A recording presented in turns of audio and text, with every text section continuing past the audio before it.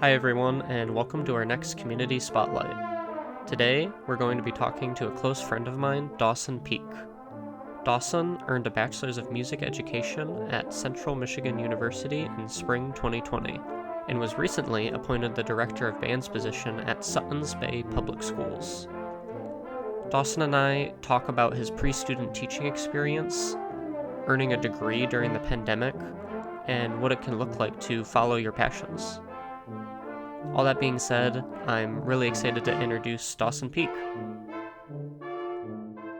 Starting at the beginning of all of this, at the pandemic, and what you were dealing with, the start of your student teaching, at CMU, what were some of your expectations going into it, and then because of the pandemic, how did those kind of change from your perspective? Yeah, I always saw student teaching as a time where you're really going to develop the most. I Hmm. mean, they pretty much say student teaching is everything you didn't learn in uh, before student teaching. So, I mean, it's everything you learned going into your first year alone. And I knew you'd have to be working with a marching band. I know I'd have to be working with jazz band, just kind of working with all these different ensembles, especially working with the director as well. But I didn't really know the little things I was going to have to do throughout the process. And COVID really changed that because, I mean, the first 3 years thinking of student teaching, I was thinking, okay, I'd be in person the entire time. There wouldn't be virtual because why would there be virtual? Uh, but with the pandemic, I mean, the first 2 months, I'm pretty sure, were all online. So I had to develop different lesson plans and um, very different than I would have been normally developing lessons plans because we didn't really learn to do a lot of virtual things in college just because, again, why would you have to? Um, I just think it was really difficult because I didn't know what to expect going in. But I also think that it made me kind of a better teacher and also a better musician at the same time because I just kind of had to think on the fly with a lot of things. And I mean, in any circumstance, virtual or not, you have to think on the fly. But Hmm. I just had to come up and craft different ideas and kind of roll with those and kind of see how it goes through the process. So one thing I wanted to talk about was um, an element of music that gets talked about a lot is that of connection or energy of music, of performing for others or performing in an ensemble or a band with others. And with the pandemic and social isolation and social distancing, we obviously had way less of that physical connection. I wanted to ask from your perspective of pre student teaching and teaching digitally, how were kids able to find that energy of connecting with others, but just through a digital area? Yeah, I think connecting was very hard, especially getting to know the students. I Hmm. mean, going in, we had marching band camp, but everyone was wearing masks, so you weren't able to see anyone. And then moving to digital, it was really hard to kind of connect to each student. And I can just imagine how hard it would be for first year teachers that are there for the full year doing everything themselves to do kind of the same thing. But um, with the students, I don't know. There was a lot of different ways they could connect because I know they had a lot of time to chat within the band time, just about different styles of music, different ensembles, stuff like that. So we gave them time to listen to music and so they could collaborate, be able to connect with one another. But I think there's something truly lacking when you don't have that physical aspect of being with each other. Um, I don't know, just because even talking online can be stale, and it's just you're missing that one aspect there. And I know a lot of people try to, in music, supplement digital things with doing these big digital mass band recordings where everyone Mm-hmm. records their own part, puts it all together for one little thing, and kind of mash up. And it never really turns out great. I mean, it turns out fine. Yes, it's the music. Yes, you get to the beginning of the end. Yes, there's right notes because you get to play everything right because you get to take as many recordings as you want. But it's just missing kind of that emotional aspect to music because I think when students can connect with one another, they hear the alto saxophone play a solo. They see the conductor give them a cue. That's one thing than listening to a metronome in their ear. So I mean, that's just one aspect you lose, like musicality. And I know that's kind of branching into something a little bit else. Um, but if you can't connect with each other when making music, is it really music? I mean, you could say it is, but it's not heartfelt. It's not emotional. It's not really, I think, what music is supposed to be. Yeah, I guess going off that, I agree with like yeah those big collage things, and we all saw like tons of those that like across Facebook and like whole orchestras or bands or like high school bands, and those were awesome. But I think a general sentiment, maybe it was just something I felt, but from everyone was that it felt like something working on towards doing in the situation we find ourselves in the pandemic, and it's cool, but it's something that we don't want to like stay doing. It's we're working on it, and we want to do something in person again in the future and have that type of connection that we were used to. Um, Yeah. so, so how did that affect the kids then and the students? That that lack of physical connection, or what did you notice? I guess. I just think there wasn't a lot of energy in music class. Like obviously, there's the one or two kids that are always chipper, that always want to be there, that are hyper from 8 a.m. to 3 p.m. That'll always interact when you ask a question. But I think there's a lot of students there that kind of zoned out. There are a lot of Hmm. other distractions going on around their house. If it's something with their home life, even if it's just something with having a TV on in the background and or playing a video game and nobody can really even notice. Um, and it just seemed like there was just a lack of energy overall where you just lost a lot of students. I mean, kids that would normally maybe be the first one to answer, they didn't, just because they didn't really have to. There were a lot of ways to get around um, kind of the collaborative part. And I think in school, a big part of it is being collaborative, working with others, learning how to build off of each other. And I Hmm. think you just kind of lost that. Moving the topic and talking about just your education background, your time at Central was definitely rather unique compared to everyone else in our major. Um, you ended up switching from performance music major to, um, or sorry, I got that mixed up. You started, No, I that's even got okay. it mixed up. You started as a music ed major, right? And then you Hmm. switched to music performance, and then you ended up switching to music ed, and Yeah. you're teaching now. Um, Hmm. how'd that end up happening? I don't know. I mean, music was kind of not always a passion for me starting out. So I'm going back. It's kind of like in every comic book, there's always an origin story, and I feel like Yeah. that will kind of help this. I always liked music, and to be completely honest, music started off as a thing to do, so I didn't have to take a different class and another time, so I could be with my girlfriend, my current wife, Bethany. Mm. And it was just something I never really thought of doing. And I know there was an advisory class actually that was all about being with a teacher that's kind of a career you want to be with, and I actually did it so I could be with Bethany. Um, I was originally in a photo class, and um, I was like, oh, I want to be in the band class because I want to be a band teacher, but it was really because I want to be with Bethany, and then that kind of sprouted into like, well, what if I actually want to be a band teacher? So it's kind of a really weird coincidence of how I got here, but I really like enjoyed education, and I thought, okay, I want to be just like my middle school director. I want to be just like my high school director. They impacted me so much, and so then I decided to enroll into CMU, the only college I enrolled to.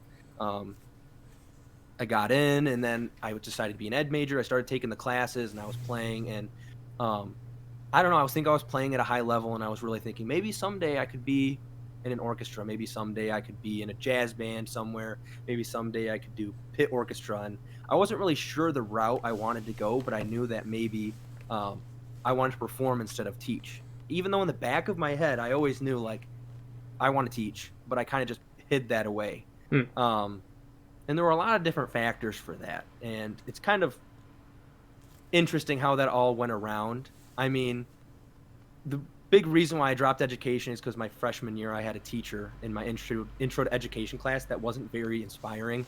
Um, I was in the class, and I mean, as all like not all freshmen, but I was a pretty rowdy freshman, and so I would talk sometimes. And there was a time he invited me into his office, and I was like, oh gosh, I'm gonna get in big trouble. So I went to his office, started talking to me, and he was asking me pretty like weird questions. I mean, about like it was really weird because he was asking about like what medication I took, Yeah. basically insinuating that I have some um, sort of disorder, something like that.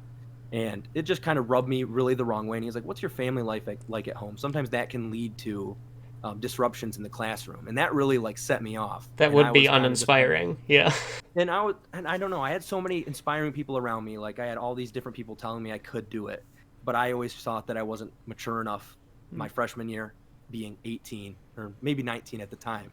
And just wasn't the way to think at the time. Looking back now, I wish I would have just stuck with it and just kind of learned to, I don't know, a lot of people say get past the haters, and that's kind of how I kind of thought about it, but I didn't. I kind of crumbled under pressure. I was like, I don't want to be an educator. That pushes it over. I'm just going to be a performance major. So I switched to performance, and so then I went through the summer, and then I actually was going to quit music entirely.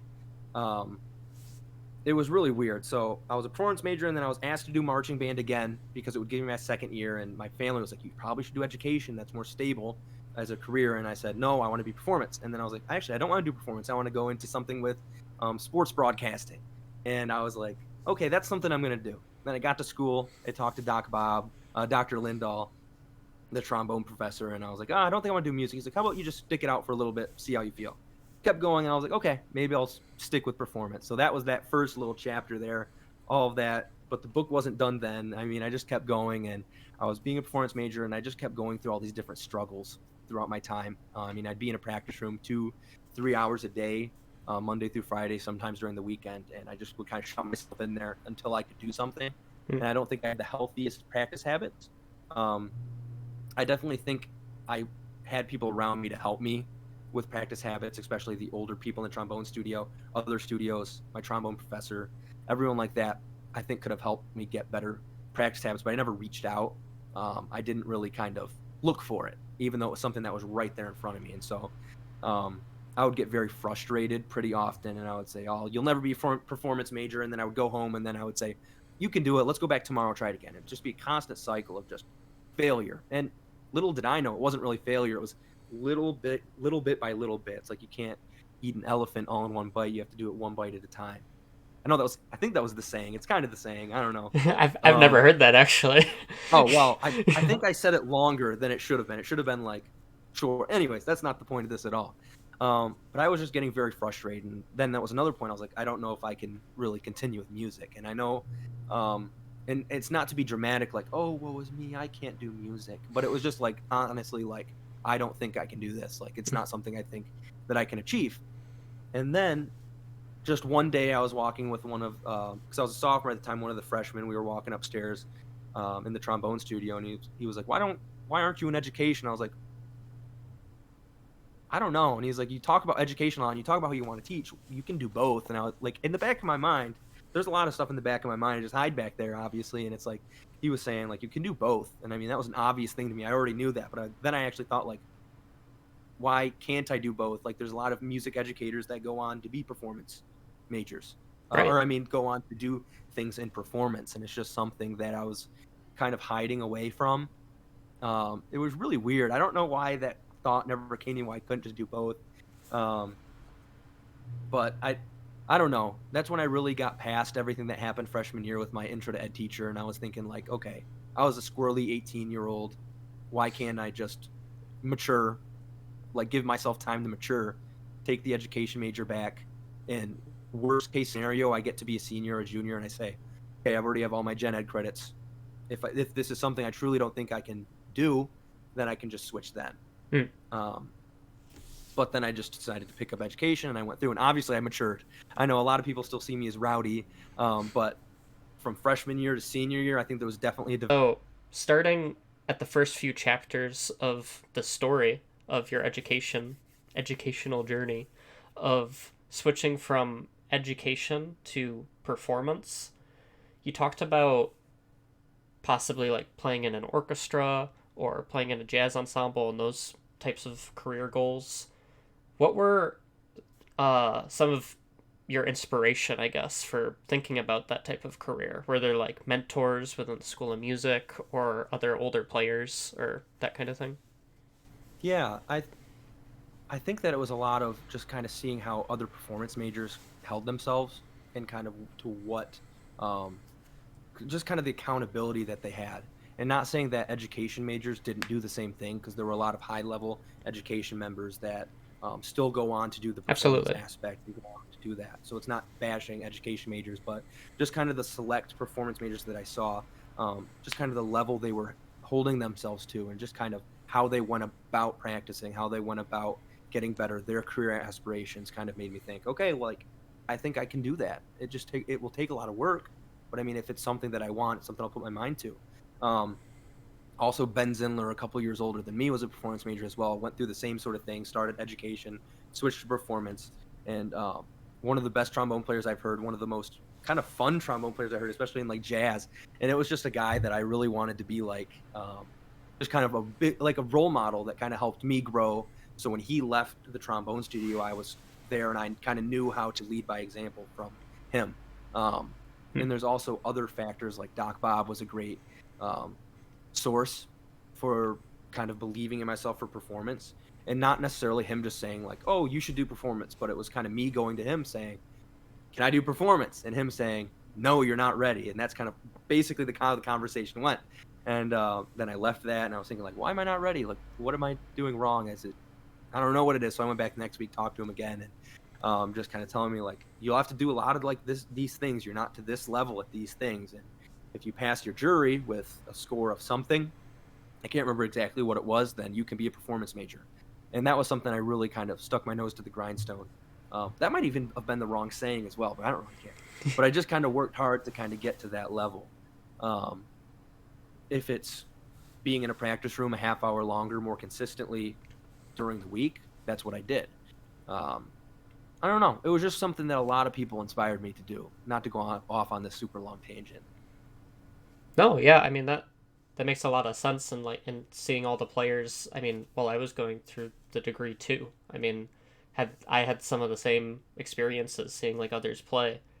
There was one central theme kind of that you talked about with your education, and that's that I want to talk about, and that's following this will be a little cheesy, but following your passion, and Yeah. following um in Buddhism it'd be your dharma, and your Mhm. purpose and your calling, whatever someone may choose to call it.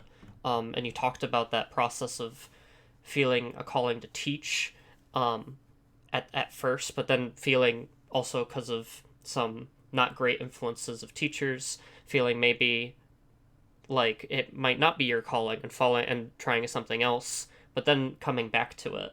Uh, and I think it's just it's really inspiring to hear because it shows that it's okay to try other things, and you're a fantastic performer, and we'll showcase some of your playing in the intro and outro, but Oh God. and it's not like you couldn't have done that basically, uh, for something like that. So I'm gonna give you a really Yeah. loaded question, but for I guess put yourself in your shoes when like sophomore year, like being in a switching to performance major.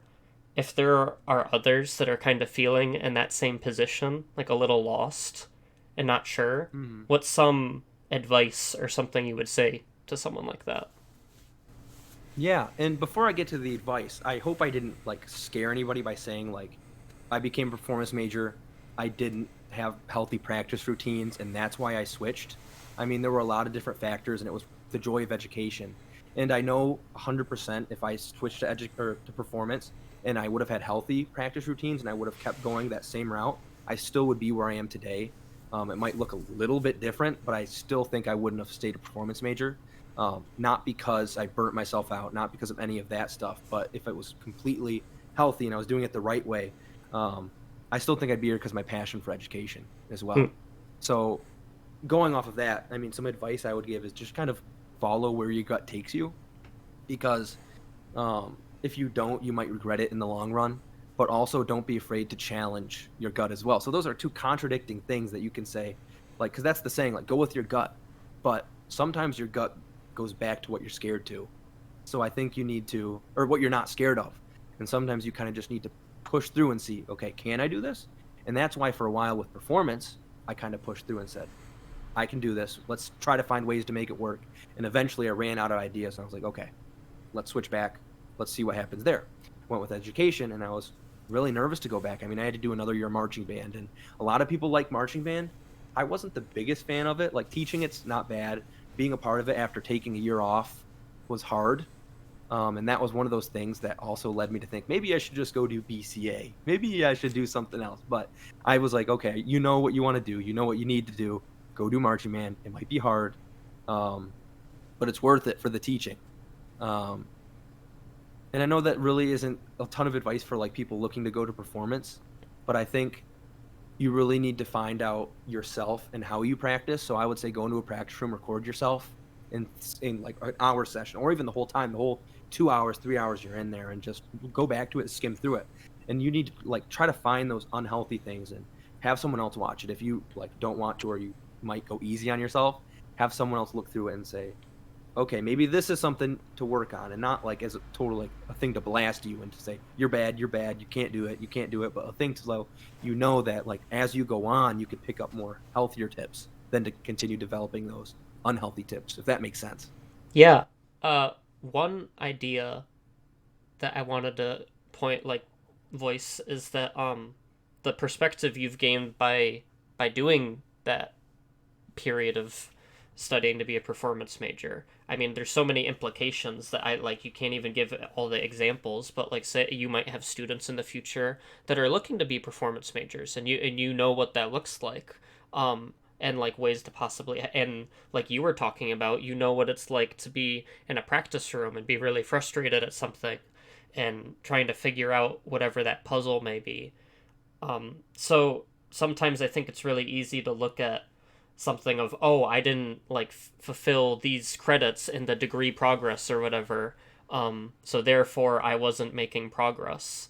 But it's all experiences that add to your tool belt and like ways that you can help your students. um, Yeah. so for our next topic, I wanted to talk about degree completion during COVID, which is something not a ton of people experienced, but it's something that you experienced firsthand. So I guess we could just start like back in March 2020 when it all happened, right after spring break at CMU. What was that like for you? I guess your experiences. I don't know. It was pretty crazy because I thought we would go back pretty quickly. I don't know. I didn't really know the uh, urgency of the situation, Mm-hmm. and I don't think a lot of people did at the time. And Yeah. it was actually pretty funny because that was right after the last wind ensemble concert, or sorry, what was the last? It shouldn't have been the last. It was the second one of the semester or something like that. And right before that concert, I kept talking to the rest of the trombone section. I was like, "Hey guys, this is my last concert. I'm graduating." Like as a joke, like this is my last concert here. Like goodbye, guys. Like at the concert, this is my last concert here. See you guys. And it was like a big joke. It was kind of funny. And then to find out like that was my last concert. I mean, I can't say it's like a funny situation, but that was just like a funny circumstance that was a part of it. Mm-hmm. And I don't know, like finishing the degree during the pandemic was pretty crazy because it was all online, and it was all the classes to get you ready for student teaching, which was like the classes where you learn how to teach, and you would um, be in a classroom with all the other people in the class, and then you'd go in front and you teach how to teach. Basically, you'd go up and do all these different musical techniques, things like that for beginning students. And then it all went online, and then we had to do that virtually, which didn't really cross over for me. Transfer. That Yeah. was the only little, yeah, that was the only little bit of virtual teaching practice we had. But it was weird because we weren't learning how to teach digital to digital. We were learning how to teach in person digitally, which made it like it was really crazy. I didn't really know what to think of it. So that's why earlier I said like we really didn't have any learning how to teach digital. We learned how to teach in person digital. Does that make sense? Yeah, where you're learning how to like, because I mean, it's like you said at the start of this, we all didn't think it was gonna go on for as long as it Mm-hmm. did, and that's kind of it kept on getting pushed back and back and back. So that makes sense then for that process that they would be planning for the future of, oh, you're gonna no, you'll be teaching in person. So what we're gonna do is we'll Yep. train you to teach in person, but we're just gonna do it digitally. But it's just unfortunate Yes. then because uh, it sounds like what you're saying then is, I mean, from what you talked about, is that that, I mean, we know that didn't happen. You ended up having to teach digital. Yep. So, Yeah, and you explained that a lot better than I did, so thank you for stepping in there. Um, but yeah, it was just really odd. And then once I graduated, it didn't feel like it because on the graduation website, I mean, there was like a little video to watch, and then there was like you had a slide with your picture with your degree, and that I was remember it. that, yeah. I mean, you didn't get the degree until in the mail. And I remember um, the day of graduation, the website was overloaded because so many people were trying to get in, couldn't even watch the commencement video. And so all my family was like, we weren't together, but they were all like getting ready to watch it at that time. I was getting ready to watch it, and then there's this little slide that has your name, the degree, like I just talked about, and mine was like my picture but a different name. So it Wait, like wasn't really? even like Oh. right. It was wrong. So that kind of took away from the situation as well. So I mean, it was just pretty crazy overall. And then by that time, I was already long-term subbing in the district I was student teaching in. So I already felt like I was graduated. And the funny part of it all was, I mean, I think it was Thanksgiving break. Coming back from Thanksgiving break is when I started post teaching, or at least around there. So going into Thanksgiving break, I told my students where I was student teaching that, okay, I'll see you guys after break. I'm just going to take the MTTC, the teacher certification test, and then I'll be back. And so I missed the day right before Thanksgiving break or something like that. Went into Thanksgiving break, got the job as the long-term sub, never saw those kids again. I mean, I think I went in once to just go say see them, but it was never like a true goodbye. And so then like abruptly started my teaching career by myself. And so it really didn't even feel like I graduated. It kind of just felt like it was a continuation. So Hmm. even till today, I mean, like it still doesn't really feel like I'm graduated yet. It still feels like it's all part of the process. The only thing is that now I have a summer, like a full summer to kind of take off. Um, but yeah, it's just really weird situation. Yeah. So another question I wanted to ask about that then with um I agree with like that. I think that's something that we all connect with is that it kind of feels like one giant blur because of a lack of Mhm. completion. I wanted to ask uh with your future with your plans and like what you had in mind for the future. You talked about you did some long-term subbing, but how did the pandemic affect that outlook? Like what your goals were? Yeah. So, or do you mean like long-term goals or kind of like with the program I was in? Uh, I guess both, but we could start with like the program that you were in at the time. Yeah. And so it was really weird because we could still play our instruments, but for only 30 minutes at a time. And I was doing five, six, seven band Hmm. because that's what the school had for band at that point. And for like the seventh grade, it was an hour 30 classes, something like that. It was very long classes, but you could only play for 30 minutes. So I had to implement a lot of different instruction for the beginning and the end, a lot of listening. And those seventh graders were like amazing when it came to listening. So I would play a piece of music and they would talk about it the way I would think of like a wind ensemble at a high school level would. That's It awesome. was just pretty interesting how they were able to pick up on that. And I did that like every day. We would listen to something, then we talk about it, we'd write about it, we do all these different things. We do a lot of different rhythm exercises and all of that. And a lot of time I feel like if it was a normal year, I wouldn't have done a lot of that. I feel like I wouldn't have went into the non-playing aspect. I would have said, "Okay, quick warm up and then let's get to playing our instruments, let's pack up and leave." But like from this, I've actually learned a lot in terms of doing stuff that's not necessarily instrument related. I mean, obviously you need to get the horn on your face and you need to build your chops and develop that way. But I think um, giving time to listening, giving time to working on rhythm, working on fundamentals, working on different like topics, stuff like that, just talking about it is very important. Um, Obviously, I wouldn't only play for 30 minutes in a regular school year. That wouldn't be ideal, but I would definitely implement the stuff I learned this year because, like I said, other people might have already been like, oh, that's obvious, Dawson. Like, that stuff we would have already done. But for me, that was really eye opening. So, one thing we just talked about with this pandemic and the degree and like completing that during COVID was this upheaval of time and blending of time where it all kind of just feels like one blur. Um, and it's something just through my anecdotal experience of talking to friends and family. It seems like something that we're all experiencing. I wanted to ask from your perspective if you had any thoughts on, and this is a big question of how we could move forward from this feeling of upheaval from where we were because of the pandemic. Yeah. Um, I think that a big thing is it's never gonna like feel completely over. I think for the rest of our lives, like whatever you've been through, whatever path you've been through, for mine, it was graduating. There were a lot of other things going on other than graduating in my life, but I'll just talk about that one. I mean, there's not necessarily a clear end to it. I think it's ever going, and we just learn to build from it. And I think if I'm putting your question in the way you were asking, um, it's just kind of communicating with others. So, like in my case, maybe not having a complete end to my experience, I wasn't able to learn things that I think would have been beneficial to my teaching and beneficial for my students and stuff like that. So, being able to communicate with other people who went through the same thing and say, how did you get through this? How did you work through this?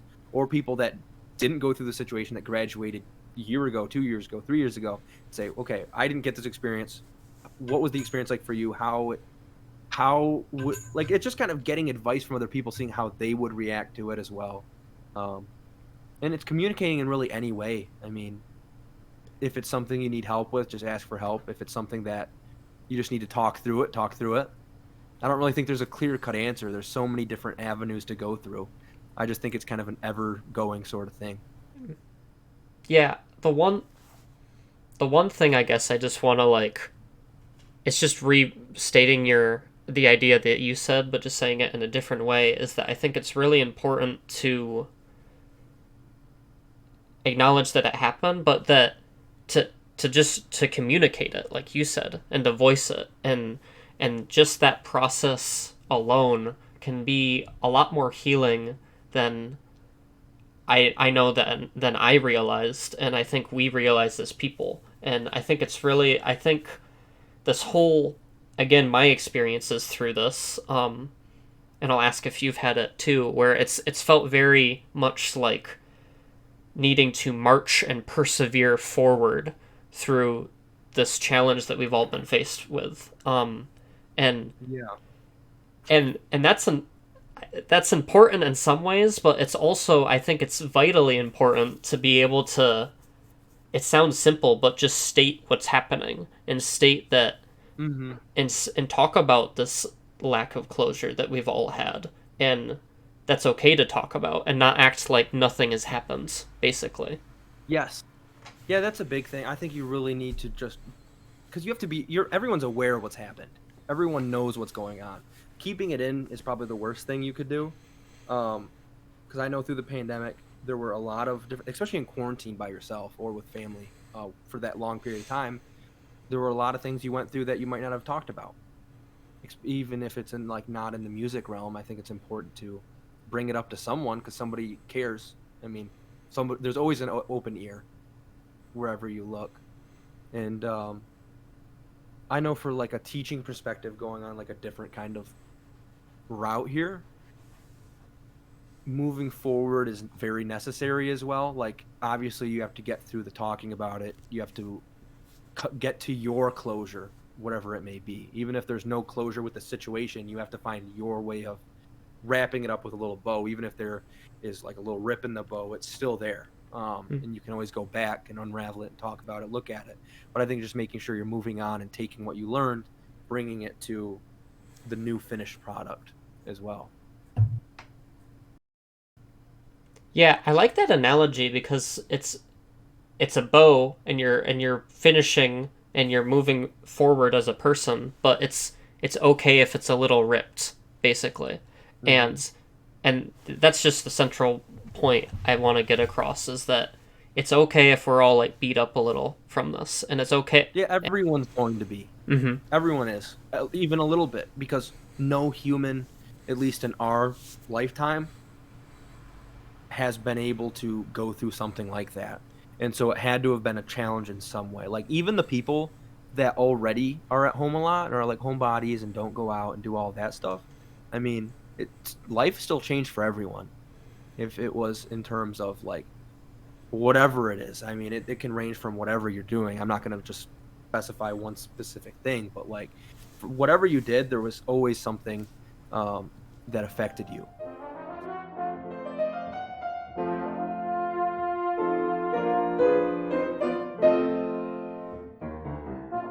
Thank you all so much for tuning in, and a huge thanks to Dawson for coming on to talk about his experiences.